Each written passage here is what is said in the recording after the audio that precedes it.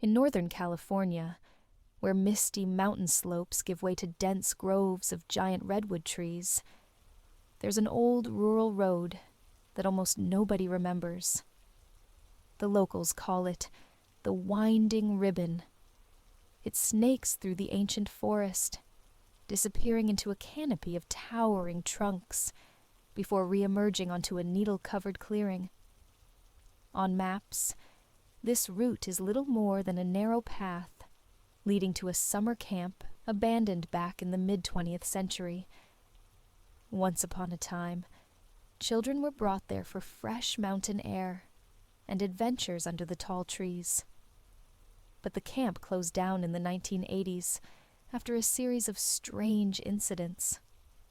Tourists bold enough to explore the ramshackle cabins deep in Redwood Forest would speak of a long, mournful moaning sound echoing between the trees at night, or glimpses of faint lights, like old camp lanterns in the mess hall.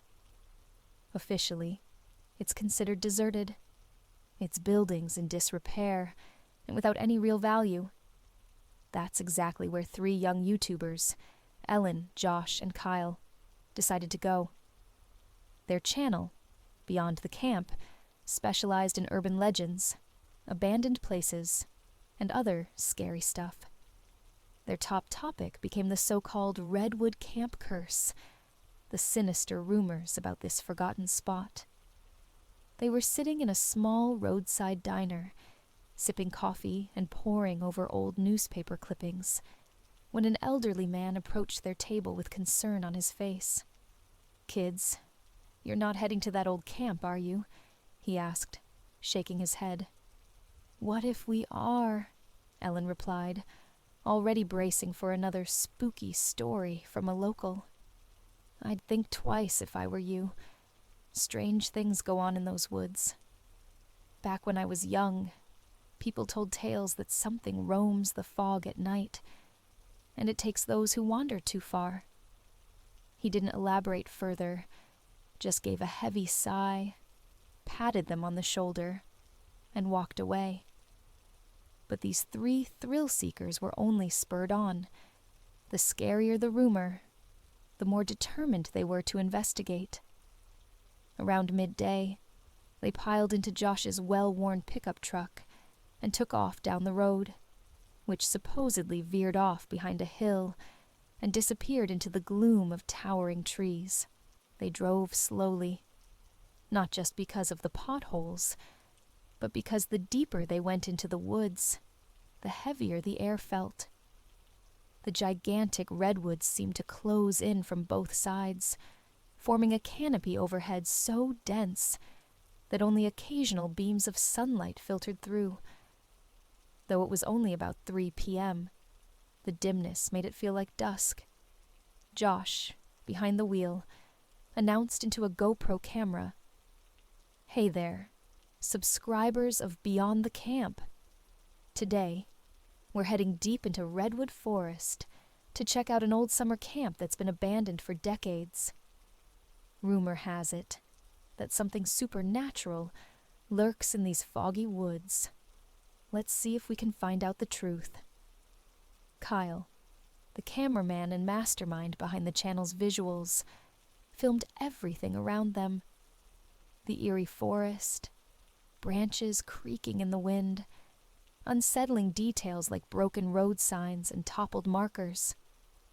They traveled for miles until they spotted an old wooden archway with peeling paint. Faint letters spelled out Redwood Camp, "Welcome." Fallen beams and dead branches were piled beneath the arch. Apparently, no one had set foot here in years. As soon as the pickup truck's wheels entered the campgrounds, it lurched to one side. There was crumbling pavement hidden under the thick blanket of pine needles. Josh winced, fighting for control. "Easy, man," Kyle murmured, lowering his camera. "We don't want to get stuck out here after dark." Ellen peered through the window, biting her lip. They saw a row of old cabins typical of a kids' camp. Wooden structures with shattered windows, collapsed or sagging roofs. Once the truck stopped, an almost tomb-like silence descended. No birds, no insects, nothing. "It's gonna look awesome on camera," Kyle said, and at that moment he thought he glimpsed movement by the tree line. He whipped his head around, but saw only swaying bushes. "Something wrong?" Ellen asked. "Just thought I saw someone," he admitted. Josh shrugged. "In a place like this, every noise feels supernatural. Let's unload the gear, shoot some daytime footage, and then do a night survival inside the abandoned camp." None of them had any idea of the horrors they'd face once darkness fell over the forest. While the sun was still filtering through the canopy, the trio explored the campgrounds on foot. Everywhere they looked, they found the chaotic decay of neglect. Paths blocked by fallen trunks, a thick layer of needles, collapsed platforms, peeling camp signs with unreadable symbols. Following a central lane, they arrived at a large mess hall. Once, it had provided meals for campers, but now all its windows were smashed, and the door hung off its hinges. Inside lay overturned tables, rusty serving counters, and a stale odor of mildew mixed with something sour. "We definitely have to come back here at night," Josh said. "We'll set up flashlights and get some awesome creepy shots. Kyle, you can add some squeaking sound effects in post-production." "Works for me," Ellen agreed. "It's just too quiet. Like the whole forest is dead." They left the mess hall and moved into what seemed to be an administrative area. There was a door labeled "Only Staff." Scattered papers covered a desk, and metal lockers stood with broken doors. In one locker, Kyle found something odd. An old school backpack containing a child's diary with a plaid cover, dated 1979. "Today we played by the lake. Mr. Jenkins said strange lights appear there at night." "Hey, check this out," Kyle called to the others. "Wonder whose diary this was," Ellen said, flipping through the yellowed pages. "Seems like the kid was writing down spooky stuff." "Let's take it along," Josh suggested. "Might be useful for our video." They continued exploring. A broken pier at the edge of a small lake, the remnants of a climbing wall, and even an old guard post. It felt like everyone here vanished all at once, leaving everything behind. Ellen spent the whole day with the feeling that someone was watching them. She'd catch a glimpse of a shadow in a cabin window, or hear a rustle too close for comfort. Yet every time, they found no proof of anyone else around. By evening, clouds gathered overhead, and a cool mist began to drift among the trees. The group went back to the pickup, set up tents, and cooked a quick meal on a portable stove. They were ready for the highlight of their trip: nighttime filming at the infamous Cursed Camp. Gray twilight quickly turned to utter darkness. The tall redwoods stood like towering giants in the dim glow of the crescent moon. The thick carpet of pine needles muffled every footstep. Kyle held the camera, while Josh and Ellen carried flashlights and extra lighting gear. Their plan was simple: do a final walkthrough after dark, and shoot a night tour for their subscribers.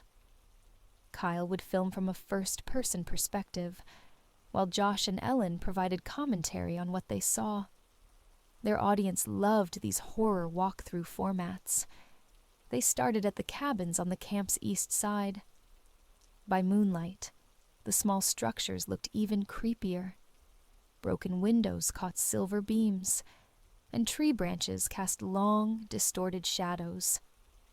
One of the cabins was rumored to be where a boy went missing in 1979 and was never found. Could this diary belong to him? Ellen wondered, but she kept her thoughts private for now. "Hey, guys. This is Beyond the Camp. Josh whispered into the camera. "It's midnight, and we're standing in the long-forgotten Redwood camp. Locals say you can still hear voices at night, from those who vanished without a trace." Somewhere behind them, a branch snapped. Ellen swung her flashlight into nearby bushes. Nothing, just swaying shadows. The fog creeping along the ground made it all the more unnerving. "Folks, I keep feeling like someone's around," Ellen admitted on camera. "Or maybe I'm too jumpy." They pressed on, trying to stay quiet.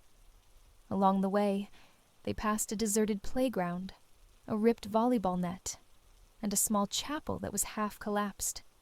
Its cross dangled precariously, rusted bolts barely holding it in place. "Let's film a few shots inside," Josh suggested. "Might be atmospheric." As soon as they stepped in, a draft flung the rotted door behind them into the wall with a dull thud. Under their flashlights, they saw rows of broken pews, plus a half-collapsed altar. Ellen approached it and caught a sudden whiff of burning, though nothing seemed to be on fire. "You smell that?" She sniffed the air. "Smoke or something scorched." "Probably some old fire pit," Kyle guessed, lifting the camera. "But we're not seeing any signs of one." Just then, Ellen saw something dark flicker behind a column to her left. She let out a tiny yelp and swung her flashlight. Kyle turned his camera that way, but the space was empty. I swear, there was something... short, dark clothing. Ellen's voice trembled. "Okay, calm down," Josh said, though his own grip on the flashlight tightened. "Let's check." They moved toward the column. Darkness pressed in on them. Their beams revealed only a broken, mold-stained wall and cobwebs hanging from the cracked ceiling. "Nobody here," Kyle murmured. "But you couldn't have imagined it. Maybe someone really is lurking." They stepped back outside and found the fog had grown denser, swirling at their ankles. As they retreated, the church door slammed shut behind them on its own. The sound echoed like a gunshot, sending chills through them, but they tried to dismiss it as wind. "Better keep filming somewhere else," Josh said. Even so, none of them could shake the sensation that someone, or something, was watching from the dark brush. Their next destination was the mess hall, the spot rumored to show strange lights at night. Approaching the building, they noticed how the fog parted around it, revealing a black outline of the structure. In the distance, they heard faint rustling, like movement inside. Josh gestured for them to stay silent. "This is creeping me out," Kyle muttered, pulling his hood up against the damp air. "Yeah, but this is why we came," Ellen said quietly, hugging the diary in her pack. They climbed the mess hall's front steps, rotting boards that groaned underfoot. Inside, an unpleasant mixture of musty decay and sourness hit their nostrils. A broken ventilation pipe dangled from the ceiling, and trash and broken utensils littered the floor. They scanned the place with their flashlights, hoping to catch anything interesting on camera. Suddenly, a sharp sound, half shuffle, half moan, made them freeze. It came from the far corner, near a door to the back room. "Careful," Josh breathed, creeping over. Ellen and Kyle followed. Their beams lit the space behind the old metal racks. They caught a glimpse of a shadow, a person that darted behind a partition and vanished. Kyle didn't get a clear shot. "Hey!" he called out, hoping the figure would hear him. "We're not here to harm anyone. We're just filming." No response. The trio cautiously looked around the steel rack, seeing no sign of footprints or escape routes. It was as if whoever, or whatever, they'd seen had melted into the darkness. Ellen could feel her heart thudding in her chest. Then she noticed odd, rust-like stains on the floor, dark splotches running along the base of the wall. "Is that blood?" she whispered, shining her light. Whatever it was, it looked like old, dark patches, possibly dried blood. "Might be from an animal," Josh muttered. "It's been a long time." The deeper they went, the more Kyle sensed they were descending into a real-life nightmare. Somewhere in the back of his mind was a voice telling him, "Get out now." But they pressed on, driven by curiosity and the need for content. Returning to the main hall, they heard footsteps echo down a corridor. They sprinted toward the sound, but found only emptiness. Tension was rising to a breaking point. "Let's at least step outside," Ellen suggested, and none of them protested. Outside, the night was even darker, the moon hidden behind clouds. Fog choked the campsite, and the air was thick with dread. A long, creaking noise, like a drawn-out sigh, echoed across the grounds. Gathering at the pickup to catch their breath, the group pulled out the battered diary they'd found. By the light of a small lantern, Ellen flipped through its pages. A boy had written about everyday camp life, friends, funny incidents. But near the end, his handwriting grew shaky and uneven. July 8th, 1979. "I woke up at night because I heard footsteps outside our cabin. I thought it was the counselor checking on us, but I saw something dark out the window. It didn't look human. It just stood there, staring right at me." July 9th, 1979. "I told Mr. Jenkins about what I saw, but he said I was making things up to scare the younger kids. I'm not lying. I'm sure something's walking around at night. Someone or something." July 10th, 1979. "Sam disappeared. Nobody has seen him since lights out. I asked Mr. Jenkins, but he says Sam must have wandered into the woods or pulled a prank. I don't believe it. We're all scared. We hear howling at night, and they say strange lights show up around the lake. It can't be a coincidence."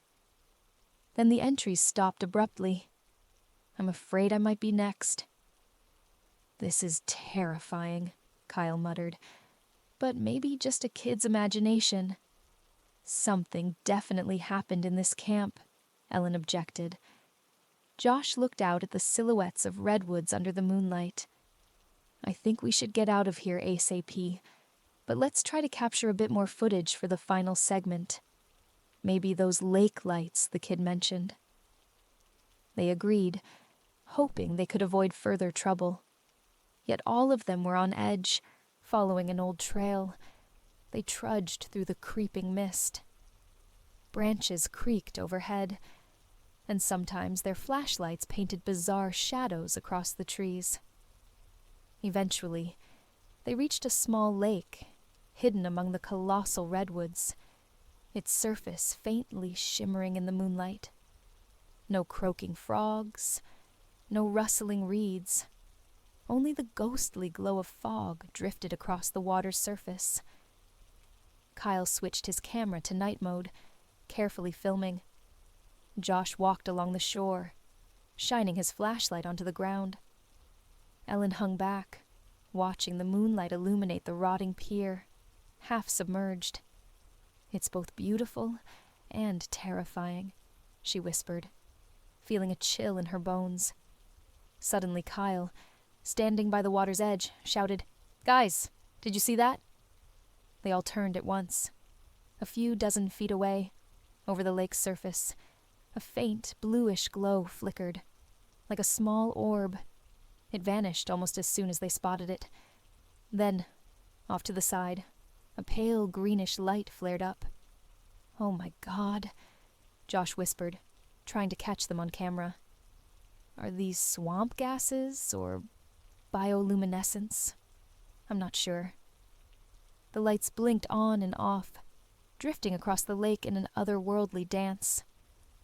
Maybe it's a natural phenomenon, Ellen ventured, but it's giving me goosebumps.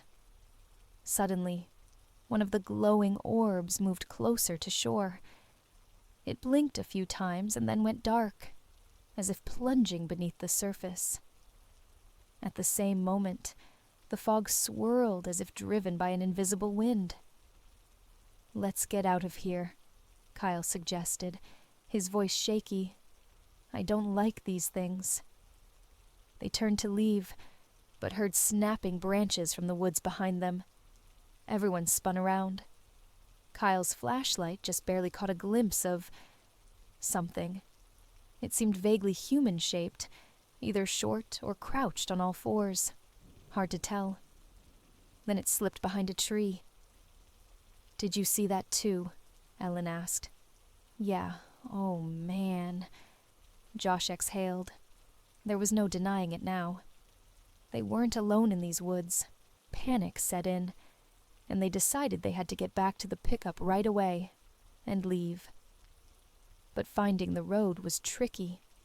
The fog had grown thick, making every tree look the same.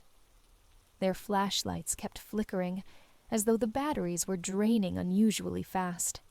"Stay together," Kyle yelled, aware that splitting up would be a disastrous idea. Fear and adrenaline took over. At one point, Ellen tripped over a broken platform and nearly fell into a weed-choked ditch.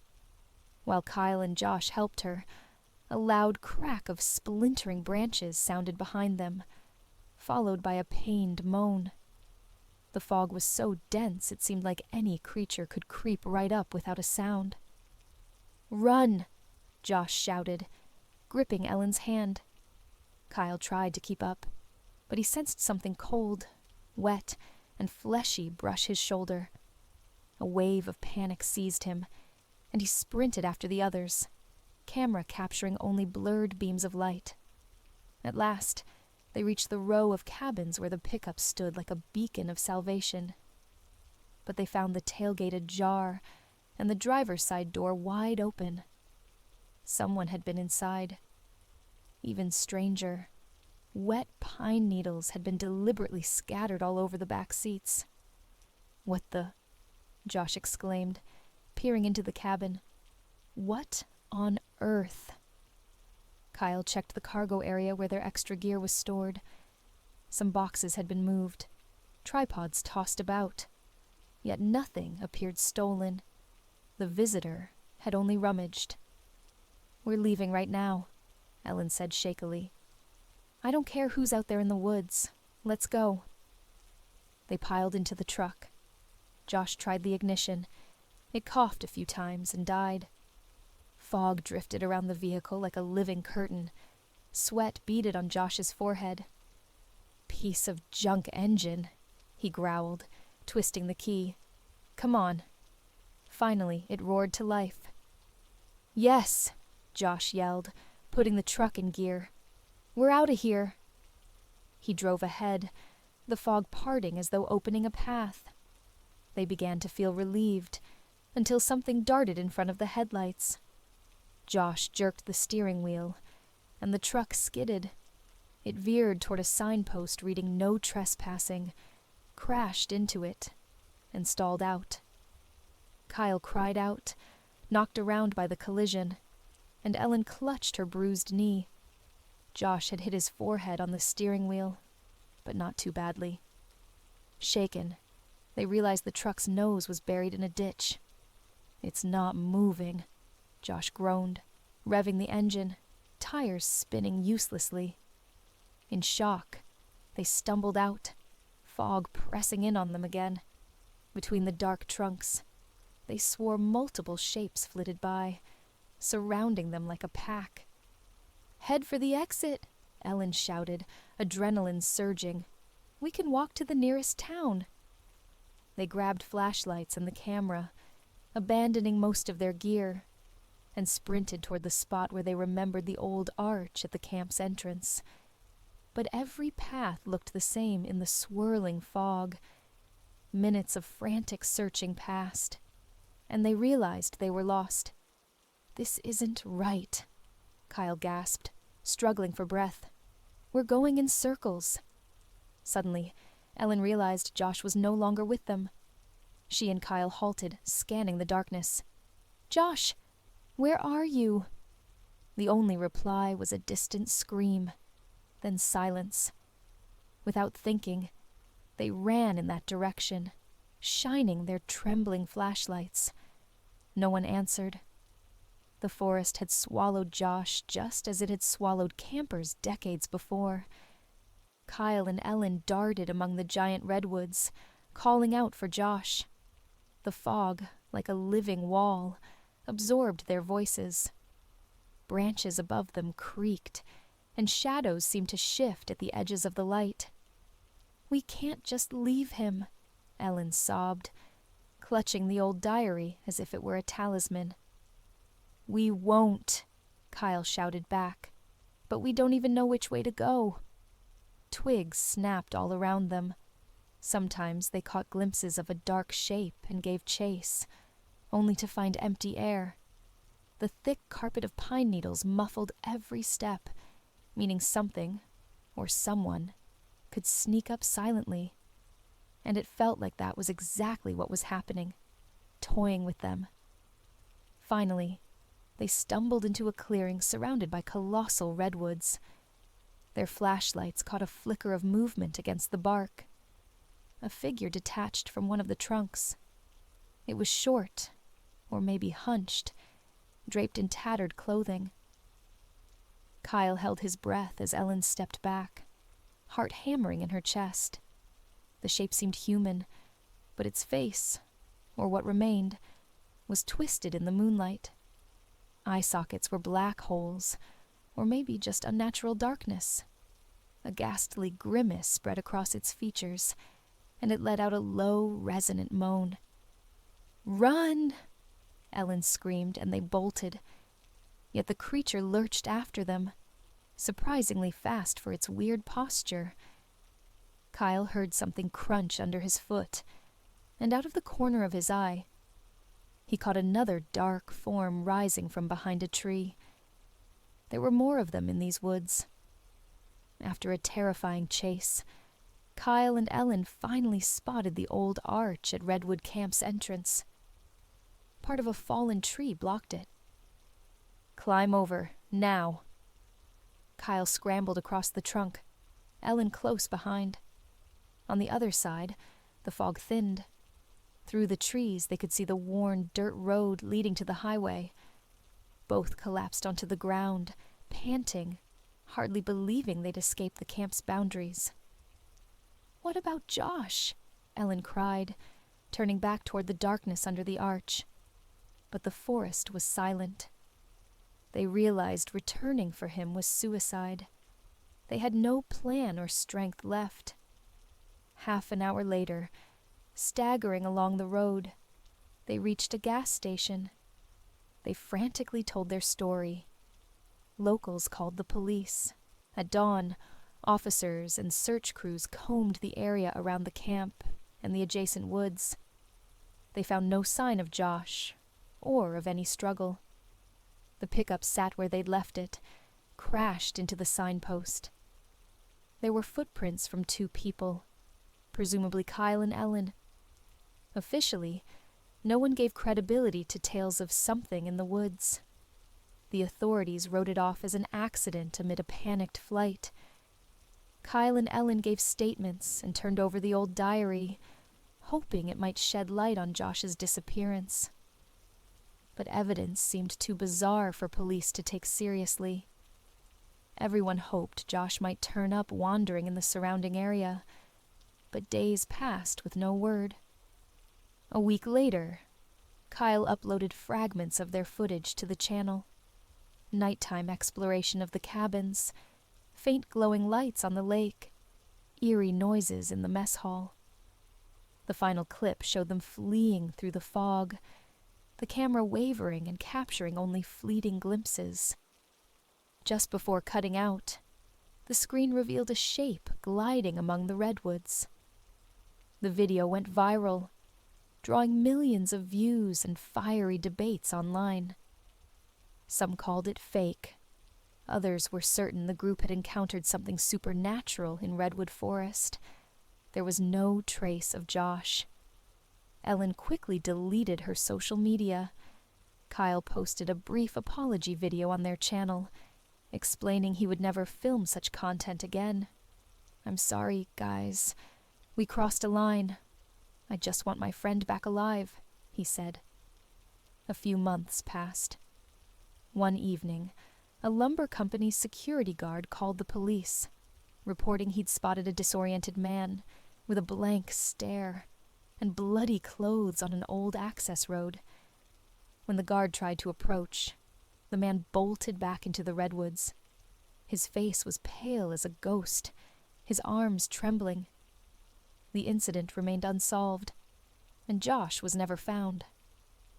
Locals say that on foggy nights near Redwood Camp's entrance, a lone figure sometimes appears, a wanderer, or perhaps another victim of the forest dwellers. Ask folks in the nearby towns whether you should visit the cursed camp, and they'll almost always respond, "Not if you value your life."